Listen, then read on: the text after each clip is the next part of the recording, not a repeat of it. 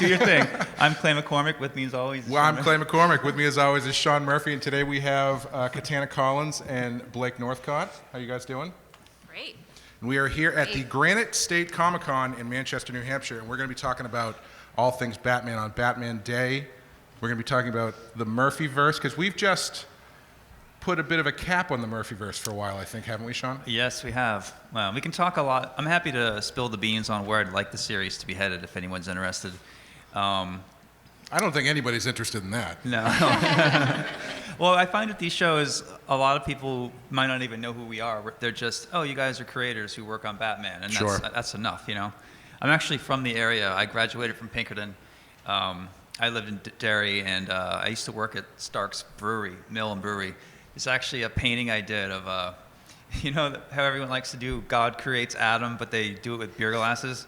Uh-huh. They commissioned one of those for me, and when I left, they painted over it. So underneath 3 layers of paint is the Sean Murphy original. They painted over it? It wasn't that good. I'm not really a painter. I was like 18 and just happy to get a gig doing art professionally, you know. I thought that would be the last time, so. So why don't you tell us who you guys are? I'm Katana Collins. In this realm, I'm most known for writing Batman White Knight Harley Quinn, as well as Generation Joker.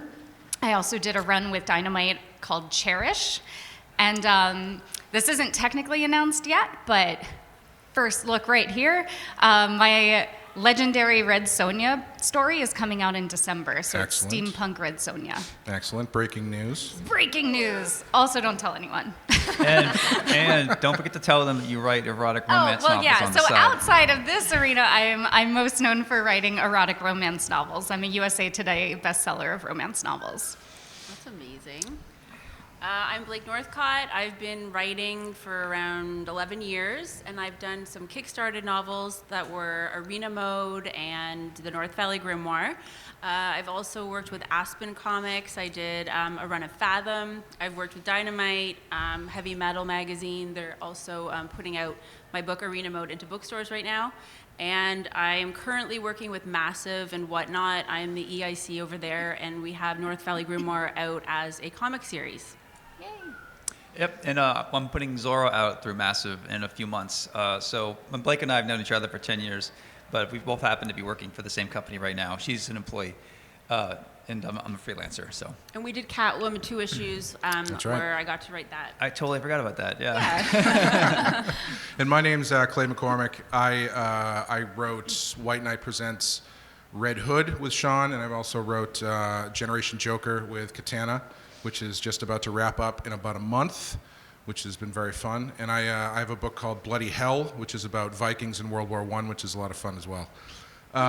So, Sean, this is 7 years. It's funny, this is technically, we're taking over. This is our podcast, isn't it? It is, All yeah. right. Yeah. So what did you think of the season finale of season 2 of Batman Beyond? No, I'm kidding. Yeah. Let's get Blake's thoughts on the ending of episode 4. Yeah, so Clay's actually been working with me on Batman White Knight since the beginning, since 2017. He was a sort of student of mine once. I had this thing called the apprenticeship, so I met him and helped him and 4 others, try to teach them skills and bring them with me to shows and try to help. That's gonna be 10 years next year, by the way. Yeah. They lived with us for 2 weeks. My wife was cooking every day for us, and we bought enough bunk beds for everybody. Poor Clay was in the attic on a futon, and after 2 weeks of sleeping there, I know because he's a taller guy, and I've noticed there's 4 dents in Not the only feet. that, but it was February in Maine, and everybody else, there was 1 person from Florida, 1 person from Savannah, 2 people from Savannah, and 1 person from Portugal. I was the only one who knew what winter was. Yeah. And so he's like, we don't have any heat in the attic. You're fine with that, right? I'm like, yeah, whatever. It was also a haunted attic, according to some of our It did. friends. So it was attractive. Haunted by a bearded weirdo that looked a lot like you, Clay. But when I remember when we just started the podcast, like episode 1, I'm sure, I'm like, oh yeah, I'm thinking about pitching a Batman story. And then episode 10, I'm like, yeah, I think I've got some stuff together. At episode 20, I'm like, yeah, I gave it to DC. They seem interested. So, but Clay was always with me, helping me edit, do sort of like creative editing. I would give him to look at the scripts and give me notes before I even gave it to DC. I pushed hard to give him some kind of credit in the book. And for legal reasons, they're just not able to do that. So I dedicated, I think, the first volume to you. Yes, thank you. And I was too hot for DC. Yeah. For the record, I don't think any book has been dedicated to me ever, and I've been married to the dude for like 10 years. So That's next up. Well, Clay, you you got are his next level. You got his whole life, though. My wiener is dedicated to you. it better be. And that you could print. We got Man, kids in the where do we audience go from here? That took a turn. So what's it been like looking back on 7 years of this? The podcast or Batman? Of Batman White Knight. Super proud. Some of the plans I had before COVID got derailed by COVID. I had 2 or 3 spin-off books planned. We had a Nightwing Batgirl book that I think you were going to write. Mm-hmm. Red Hood was planned. And then there's 2 others, but COVID hit and the resources, and everyone thought the world was going to explode. So you wrote Harley White Knight, and there was a character in there called the Producer who was going to create a bunch of new villains in my Gotham. Why did you need new villains produced? Because I John? killed them all. Yeah. Yes. It made writing the next book very difficult when there were no villains left. Correct. Thanks, Sean. Every volume of Batman I just assume is going to be my last, so I just go for broke. I'm like, screw it, he kills all the villains. Like, who cares? No one's going to buy this anyway. And like, oh, well, it's sold. Can you do a 3rd one? I'm like, shit, there's no more villains left, so what do I do? You want to make sure no one can follow you, even yourself. Yeah, it's hard. Yeah. Yeah, and I probably should give a thank you to my wife, too, for helping me write the Harley Quinn stuff. Like Now I get the dedication. I'm not dedicating it to you. Get my wiener. I remember when I was coming up with the idea of 2 Harleys and having one that was, they're both sort of victims or survivors. So stuff like that, like trying to talk about these subjects as a straight white dude in a way that's not offensive. So I would run things by her and be like, do you think Harley would do this? Can I have her do that? Is this okay? Is that offensive? And I think mostly I got it right. You would sort of course correct, be like, don't say victims, say survivors. Or, Harley should do this. She's more empowered. If she does X, Y, Z, I'm like, oh, is that what it's like being a woman? Yeah. Yeah. Katana, what was it like getting to write Harley for the first time? Were you jumping the chance to do it? Were you hesitant to jump into the White Knight universe? What did you think? Oh, it feels like so long ago. I don't even remember. I don't think I was hesitant, was I? I was pretty excited because like I had known that character, this specific Harley Quinn, for so long because I'd been reading with him and kind of with you helping, like not edit. I was definitely not an editor, but I think that I felt like I knew her so well, and being that she had just given birth, I felt like who better to tell this story than a woman who can't have children and will never give birth. No, I'm just kidding. Oh, wow. All right. Even dark. No, that is something that I talk about very vocally. But I did think that being a woman, it was that postpartum tale that I could tell probably better than Sean could, for instance. I'd like to get Blake talking here, too. Yeah. Blake, for your Catwoman series, you brought back a fan favorite villain. Is that right? Yes, we had some, I think most fun with Snowflame, right? Snowflame. Crazy character. Like, we made him super, leaning into those Miami Vice kind of look. What was his superpower again? Oh, yeah, he just, like, powered up on cocaine, got crazy. Yes. Which we didn't think, like, this is going to be, like, how are they going to show this? Do you remember, like, right before it went to print? They were like, oh, we can't show him actually doing this. We have to pull these panels. Yeah. Yeah, I was going to ask, did DC Legal, really step in with that? They did at the end. Before it went to print, suddenly they had a problem with us using a character that does drugs, which I get. But Snowflame is their character from the 70s. So I thought, well, no one gives a shit about this character. Let's bring him back and we'll just kill him off, because that's what I do in my books to be clever. And they decided not to let us kill him, and then they didn't want us to show any kind of drugs. Like at one point, they were inside of a Lamborghini, and the glove compartment popped open. There's supposed to be a bag of coke there. And what happened with that? That's what they did. They kind of put a little baggie, but you don't see anyone doing it. Right. It's there. but It's that's a what bag I of was sugar wondering. inside of an 80s Lamborghini. It's just in the air on every panel. Yeah. Yeah, like every Michael Mann movie. Yes. Yeah. Blake, what did you like about writing Catwoman? Because it's actually, ironically, it's the only major character who hasn't shown up in the Murphyverse is Catwoman. So you are in rarefied air. Yeah, I mean, obviously, so much legacy goes into this character. It's daunting because 80 years of history there. She's such an interesting and unique character. I loved that she's kind of morally ambiguous in the sense of sometimes she leans into like her good side, and then other times she's being a little bit more nefarious. So you don't really know what she's gonna do. She always kind of throws a monkey wrench into whatever she's planning or plotting. So that was really fun to play with, for sure. Mm-hmm. Sean, did you get any different feedback working for a non-White Knight book? Batman book? No. I think because I'm me now, it sounds arrogant, I apologize.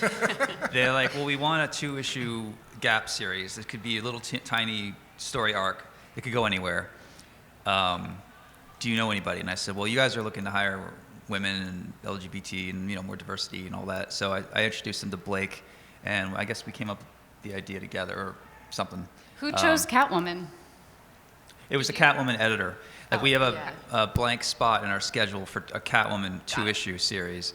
So why don't you just do something? So I don't think we were really on their radar. I don't think they really paid much attention. The editor didn't even CC me on half the stuff.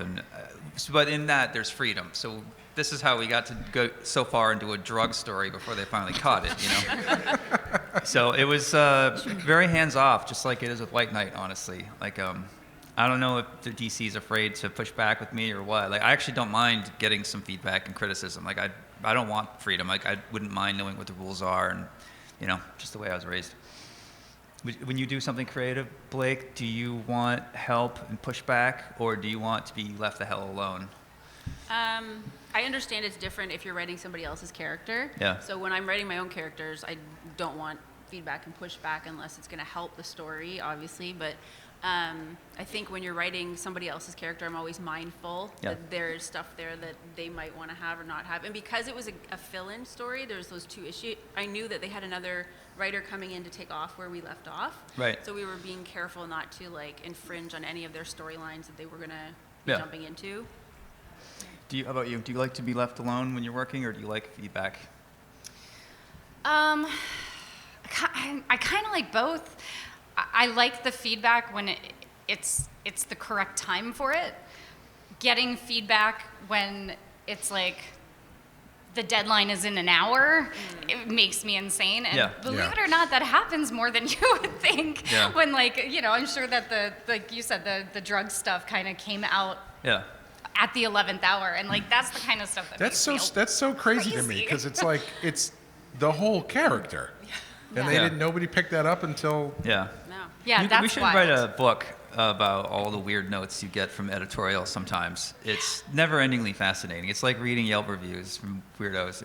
Like, what's the weirdest note you got on Jen Joker? I'll let Clay go first. I remember kind of understandable ones, but little phrase notes, and they were always questions. So we had one line where we name dropped Disneyland. Oh, yeah. And we didn't get a note that said, please change this. We got a note that said, we're not sure if we can do this. And I was like, all right, well, that's not my problem. Yeah. Yeah. What was the weirdest note you got? Yeah, again, they're kind of little ones, so it's there's nothing like the drug issue you had. But there was a note that, I'm trying to think how to say this without spoilers. Why did you kill Batman? Harley and Riot are in a bind, and their life is at risk. And one of the notes said in a bubble beside them, but what should their facial expressions be here? And we were like, what do you think? Probably scared. They're being crushed by a robot hand. That's not so bad. I don't think that's a big... No. At this point, I think No, next week we'll find out about the robot. Whatever. But you can say crushed by a robot hand and not give anything away. That's I think. true. okay. That's true. Okay. That's not that specific when it comes to Batman. But yeah, it's like, are they supposed to look introspective Yeah. while they're getting crushed by a robot? Nah, probably not, right? The weirdest note I got was on about a year ago. I was wrapping up with Beyond the White Knight. I always do a shot of all the Batmobiles. And in my first White Knight book, I used the Batman '89, the Keaton Batmobile, I always work it in. To the point that's where right, yeah. it's been in ads, people talk about it. I've signed models of. So You even wrote a joke. Yeah. Did it make it to the final where Yeah. he uses the Batmobile and the Joker's like, this one again? So yeah, exactly. I'm making fun of myself. Yeah. And I even have Joker say, "Why do you always find a way to work this one in, don't you?" And you were the one that pushed me. When Batman gets into it, he's like, "Let's get nuts." That was your idea, and that was way before they brought it back for the new Flash movie. Yes, thank you for laughing. So my note from my editor was, "Ooh, I don't know if you can use the '89 Batmobile in this panel here." Yeah. And I'm like, "What? I've been doing it since 2017." She's like, "Really? Like, how are you did you not read the book?" Like, I know you're not a car person, fine. But she's like, "Oh, well, that movie was before my time." I'm like, "Well, I know what the Adam West Batmobile looks like. You just think someone editing Oh, Batman." man, way to make you feel old. too. Yeah. Wait, yeah. No, we're here to shame her, not me. Yeah, there's some weird. I remember they didn't want Harley to be pregnant in the second volume. That was... That's a yeah, weird note. yes, they wanted her to... She Already already had the has kids. a baby. Yeah, because in Curse of the White Knight, there's a big sequence where Harley actually gives birth, and they were kind of not great Yeah. about that. We don't want to see Harley pregnant. No one's going to want to see that. Let's have it so that she's already had these kids between the volumes. Right. And I thought, and my this is a different editor at the time. She hasn't had kids. But I'm shocked to get that note. It's very not woke, obviously. I think that there's a lot of story to dive into. It's kind of body shamey. Like, no one wants to see a pregnant. Like, what? This is DC Comics. Like, this is a very liberal She has company. had a kid now, by the way. She what? She had a kid. Oh, yeah. That editor now has a Now child she's of her pregnant. own. Now she I understands. never saw her wonder if that- pregnant. I wonder if that note would be different now. She wrote you a letter apologizing now Yeah, that she that'd has be a nice. kid, right? Yeah.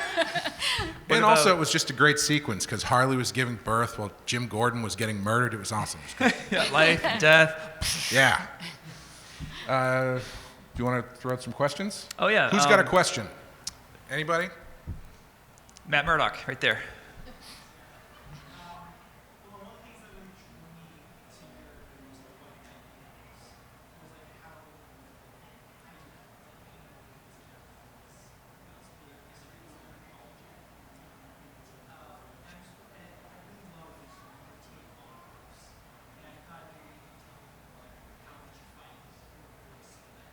Or which character? Sorry. How did you find your voice for writing Bruce? Yeah, so I was gonna repeat the question just so everyone could. Sorry, hear, I but still didn't hear it. The voice for who? How did you find your voice for writing Bruce? Bruce, got it.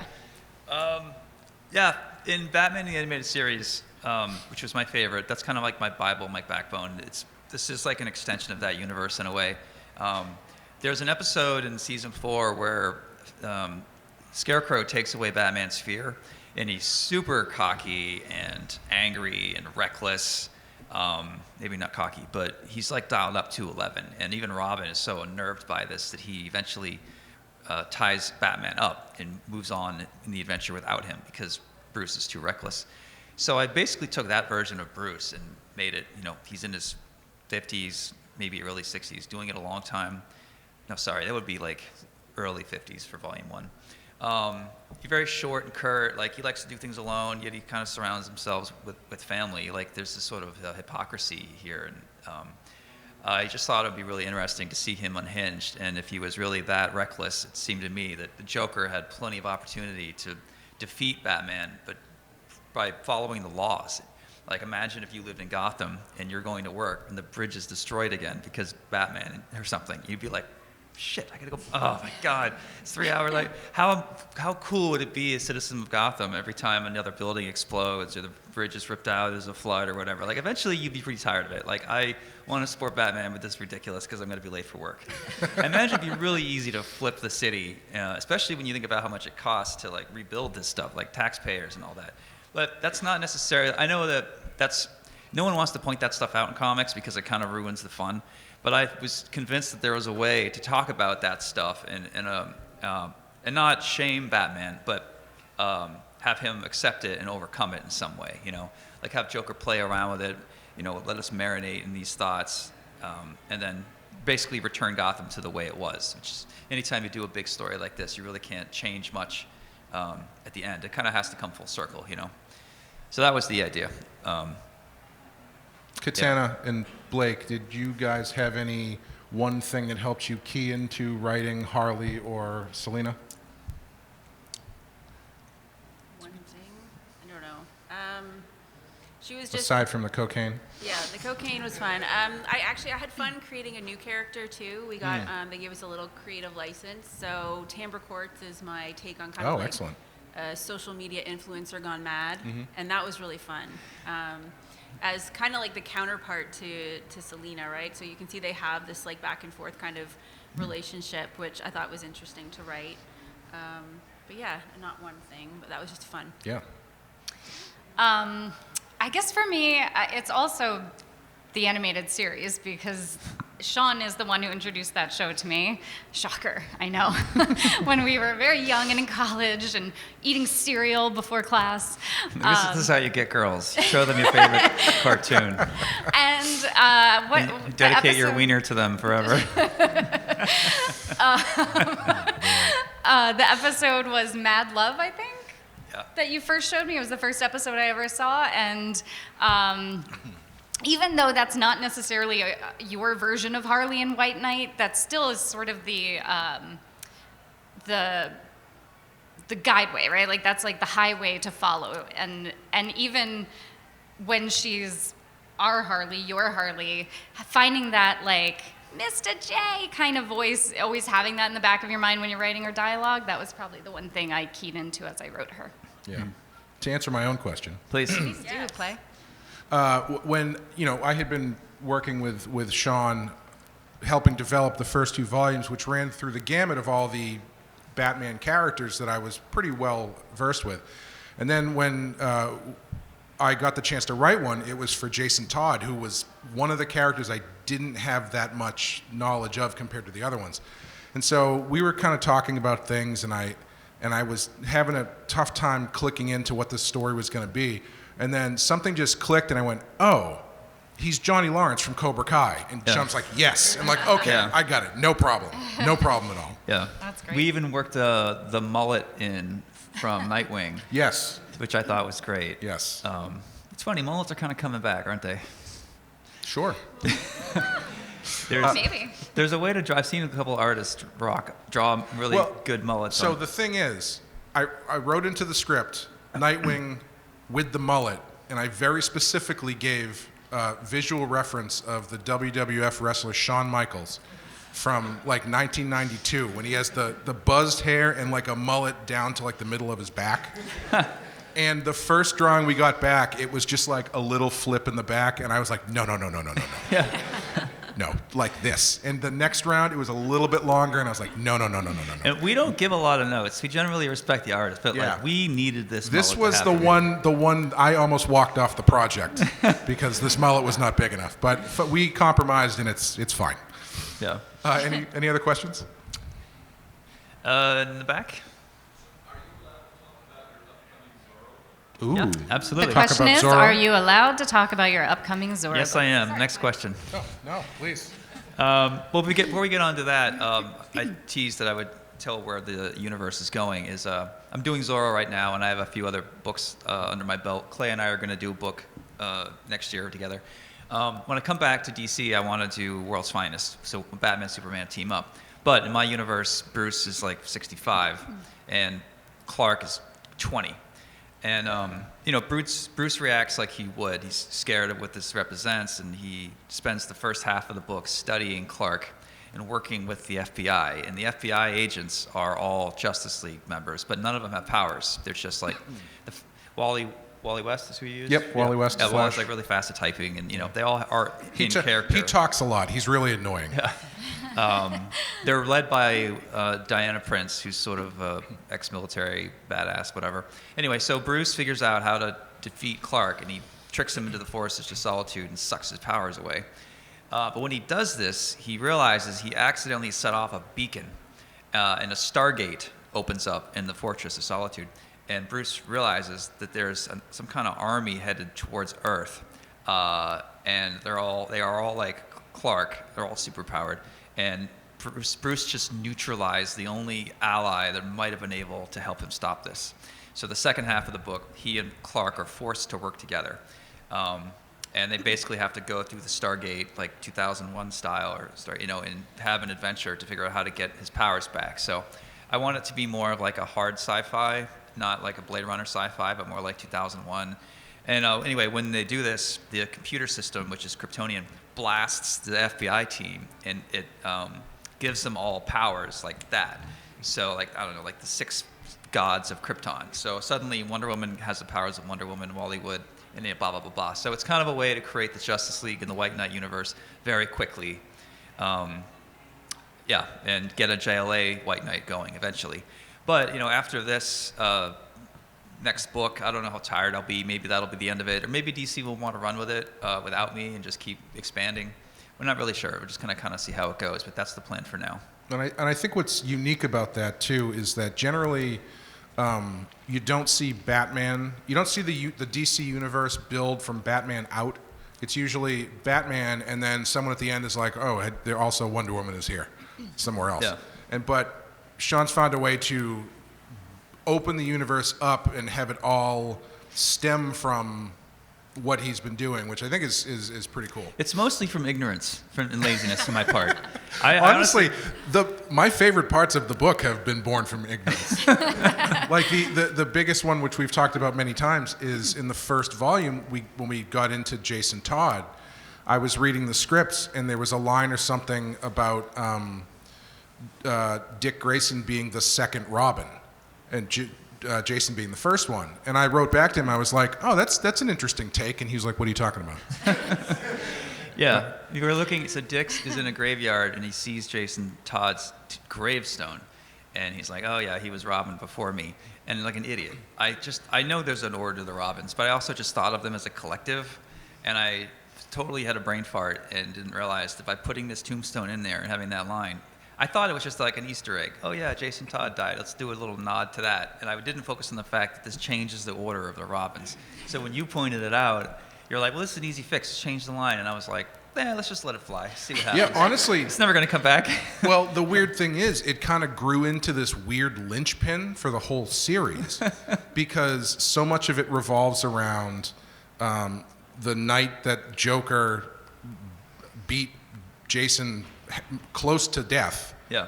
And how that affected the Joker, how that affected Harley, how that affected Bruce, how that ultimately affected Jason and Dick, and it just kind of turned into this weird hub that the whole thing kind of grew out of. So, Jason's happy the angry accidents. one because Bruce took him in. He wasn't much older than Jason. He was maybe 10 years older in my continuity. And he screwed up. He wasn't good at being Batman or being a father, an older brother figure.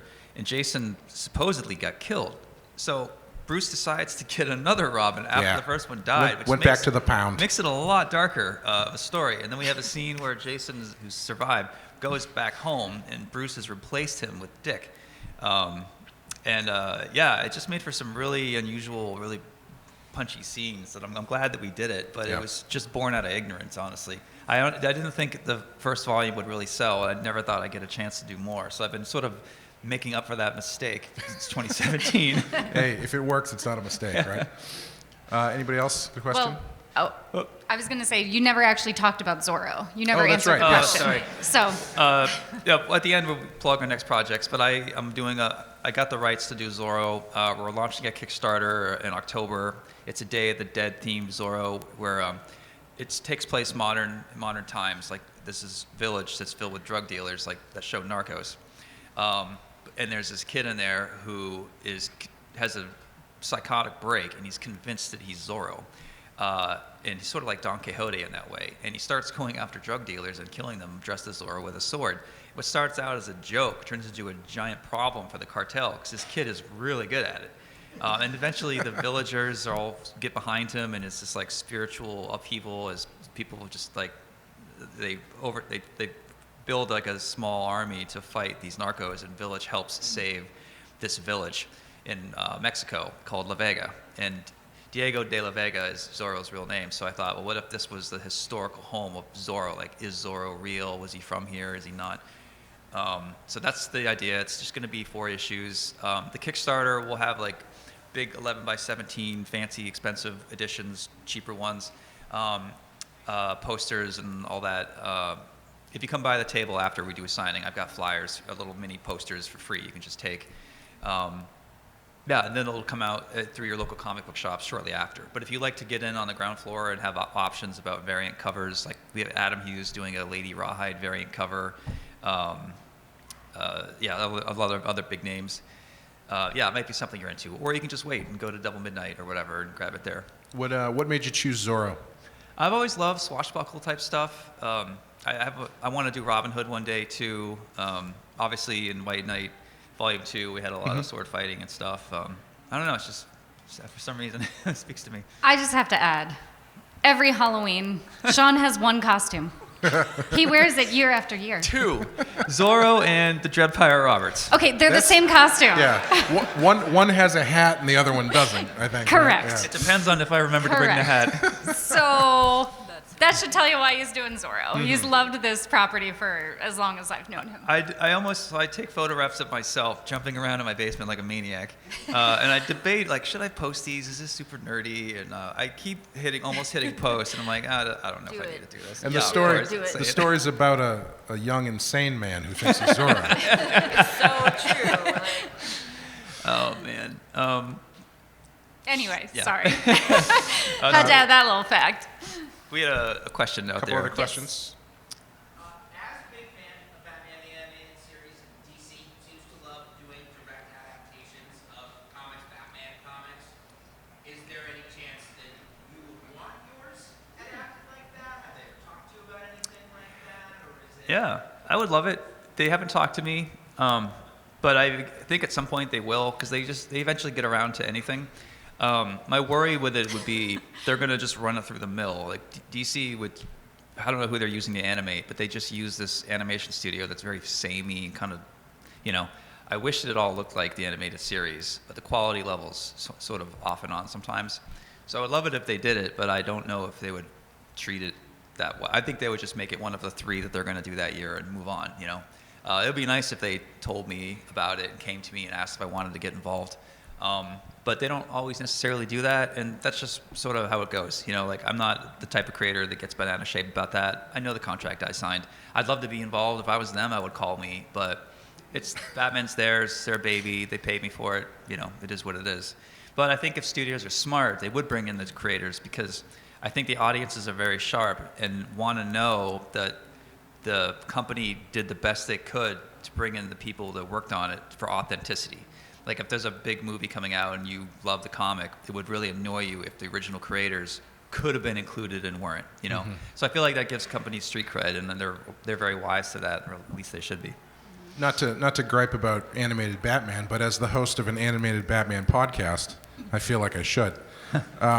When they to kind of speak to what you're saying a bit, when they did the Long Halloween, I got really excited because Tim Sale's artwork is so unique and would be really cool to see animated. Yeah. And then they just did the same thing they always do, and I was like, oh. Even when they do Hellboy, and Mike's kind of a buddy of mine, they never made a cartoon that looks like his drawing, Right. which would look weird. Like his art is unusual, but I love that it's very animatable. What's the problem? Why do they have to make it look like anime? Yeah. It's insane to me, but that's just how they think, And it's their money they're spending, so Yeah. what are you going to do? I mean, getting the animated series style was an uphill battle back in the early Right. 90s. The Bruce with the right angle chin and, these stylized jackets and Gordon's do-whip haircut. No one had ever seen anything like that. Like, it looked wrong, and they had to fight to convince the studio, let's go with this boxy, streamlined style. I think it adds to it. And now we just take it for granted. Now, characters in anime have squared off fingers, sharp angles all the time. It's not a big deal. But in 1990, everyone was used to seeing Disney and He-Man and Hanna-Barbera, where everything was generally smooth. Could you imagine being an executive at Fox or wherever in the early 90s just trying to get a cartoon made? Yeah. And then they come in and all right, we're going to draw everything on black paper. And they go, well, what? Yeah.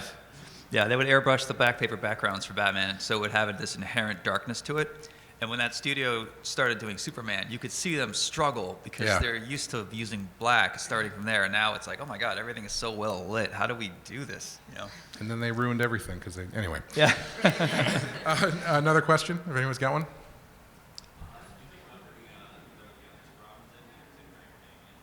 The question is, Damian. All right, bringing in Damian Scott or any other Robins.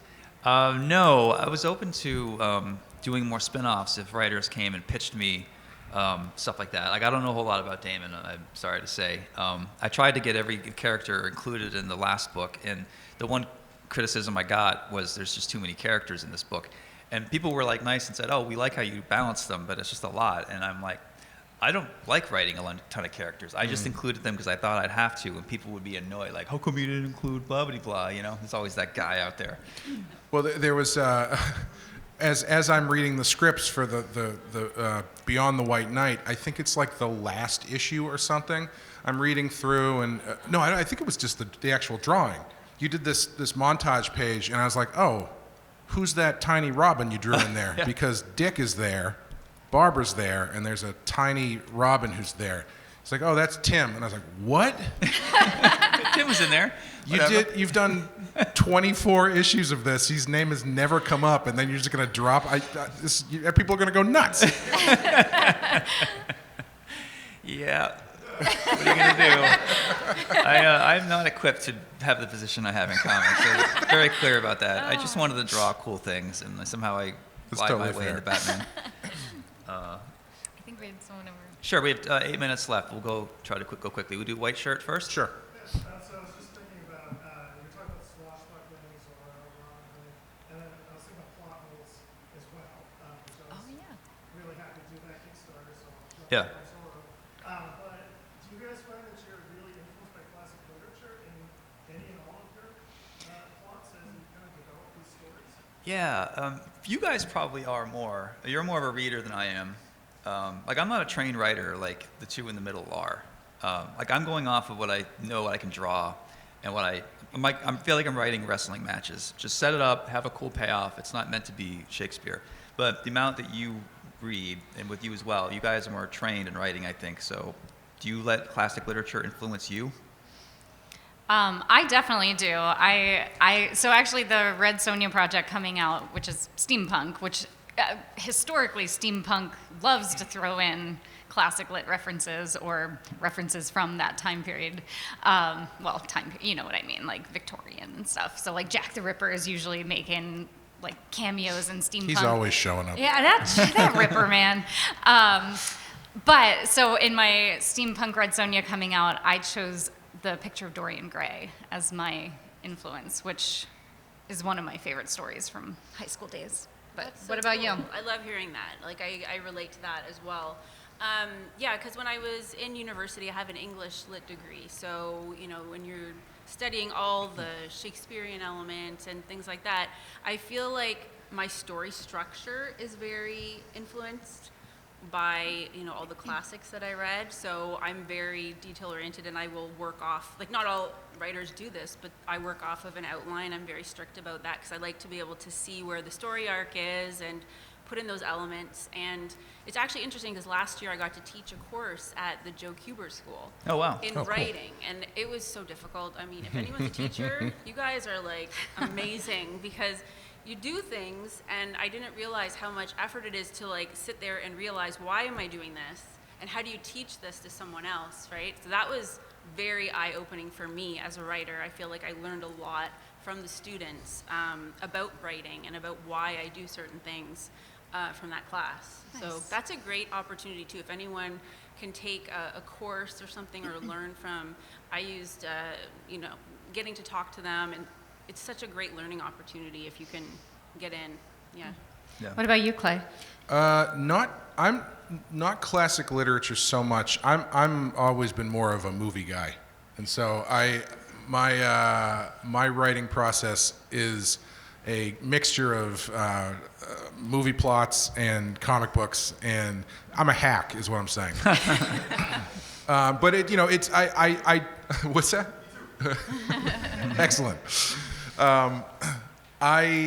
what I do is I pay attention to structure as much as I can, and I like to analyze plots and why things work and why things don't, and how the certain emotional beats weave their way through these stories in a way that makes sense, so that I find it allows me to break things down easier, and then I can kind of synthesize that into like, okay, I know what this needs. We can go here, we can go here, we can go here, and kind of like build the roller coaster in my head as I'm going. Yeah. Yeah, I find that when I came to comics, I studied, just read books on screenplays, like Sid Field's Story, and Good Save Script, the Bad Cat, Script, Save good- the Cat. yeah. 3-act structure, so you break down movies like here's why Star Wars works. 22 minutes in, there's a turn. Luke has the call to action, whatever. Like there's math to it, and I think it's really interesting to see the formula. And some would argue that there's only 10 different types of scripts in movies. Like The Matrix is basically Monsters Inc. You can wax poetic all you want, but I really enjoyed that process because it was like a format of how to tell a story generally quickly. And I feel like comics have a lot in common with movies, where you need to hold people's attention, you need to have some cliffhanger at the end of each book. The dialogue has to be trimmed down, whereas in movies, time is money. In comics, page space is money. So, the more they talk, the less you're going to see of Batman's shoulder if the word balloon's right there. So it really forces you to like cut, and cut again. And I love getting as much impact as I can out of as few words as possible. But when you're writing prose, you can sort of have like, oh, we'll talk about this for a few chapters, and the plot can be more relaxed and grow naturally. Whereas when you're comics, I'm very like aimed at a target, and everything I write moves the script forward. There really isn't any meandering, which maybe is a criticism of my stuff, is it feels like it's moving too fast and it never lets up. But We got one more question? Time for one more. This gentleman in the back. That suit.